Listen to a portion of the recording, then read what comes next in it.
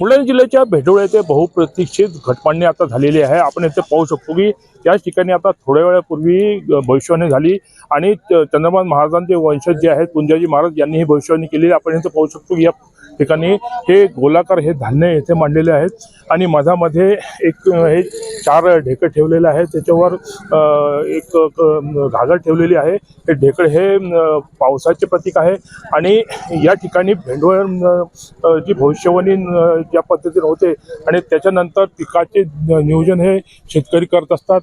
या ठिकाणी फार मोठ्या प्रमाणावर शेतकरी पूर्ण महाराष्ट्रातून मध्य प्रदेशातून या ठिकाणी येत असतात। आपल्यासोबत काही शेतकरी आहे, काही वृद्ध शेतकरी आहे। बाबा, आपण किती वर्षापासून येता, आपला काय अनुभव आहे भेंडोळचा?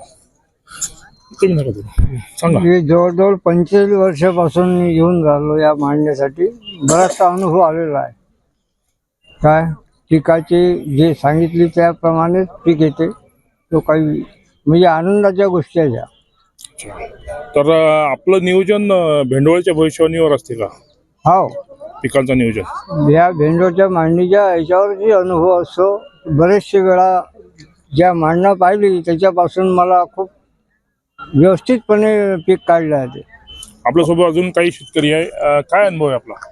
आजच्या मांडणीच्या निष्कर्षानुसार पहिल्या महिन्यात पाऊस कमी सांगितलेला आहे, त्याच्यामुळे चांगली ओल झाल्याशिवाय भारी जमिनीत पेरणी करणं योग्य होणार नाही आणि ज्या भागात चांगली ओल झाली तिथे पहिल्या महिन्यातही पेरणी करता येईल आणि सार्वत्रिक पेरणी ही जुलै महिन्यातच होईल। आमच्याकडची भारी जमीन असल्यामुळे जुलै महिन्यात दुसऱ्या महिन्यात सार्वत्रिक पाऊस सांगितल्यामुळे जुलै महिन्यात पेरणी होईल, म्हणजे जुलै महिन्यात आम्ही पेरणी करायला हरकत नाही। तसंच मागचा अवकाळी पाऊस आणि दुसऱ्या तिसऱ्या महिन्यातला जास्तीचा पाऊस याच्यामुळे काही पिकाची नासाडी सांगितली। त्याच्यामुळे लवकर येणारे पिकं तीळ, मका आणि सोयाबीन याच्यात पिकं चांगल्या पद्धतीनं तातडीनं जमा करणं किंवा ताडपत्रीखाली झाकून ठेवणं याचं नियोजन करणं किंवा अर्ली व्हेरायटी पेरायच्या, काही लोकांनी अर्ली व्हेरायटी, अर्धी लेट व्हेरायटी पेरून त्याचा बचाव करण्याचा प्रयत्न करायला हरकत नाही। मी 35 वर्षापासून इथे येतो। बरेच एखाद्या वर्षीच फक्त चुकलं असेल तर रेग्युलर येतो मी आणि चंद्रभान महाराजांचा आशीर्वाद घेण्याच्या दृष्टिकोनातही मी येतो किंवा एक ते भविष्यवाणी खरी ठरते। माझा एकदम चांगला अनुभव आहे। उलट मध्ये या कंपन्यांच्या हस्तक्षेपामुळे इथलं वातावरण बिघडलं होतं, कारण ते मध्येच वेगळं एकदा माझा पूर्ण अनुभव आहे। कपाशीचं पीक इथं नासाडी सांगितली आणि यांनी तिकडे गलगला केला की बा कपाशीचं पीक चांगलं आहे आणि त्यावर्षी कपाशीच्या पिकाचं खूप नुकसान झालं। आपल्यासोबत काही युवा आहे, आता हे सध्या एवढं प्रगत झालेलं आहे पूर्ण देश आणि ही फार जुनी परंपरा आहे। तुम्ही युवा असून याच्यावर विश्वास ठेवता का? कारण की जुने लोक जे म्हणतात ते मन खरीच ठरते, म्हणून मी 4-5 वर्षावर डेली येतो इथं आणि डेली बी याचा अनुभव घेऊन घेतो।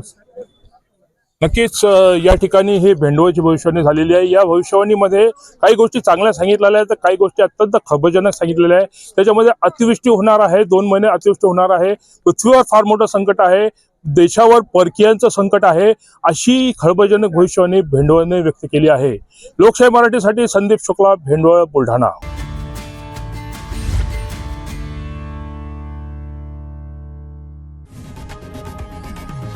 लोकशाही मराठी ऐका, पहा, जागरूक रहा।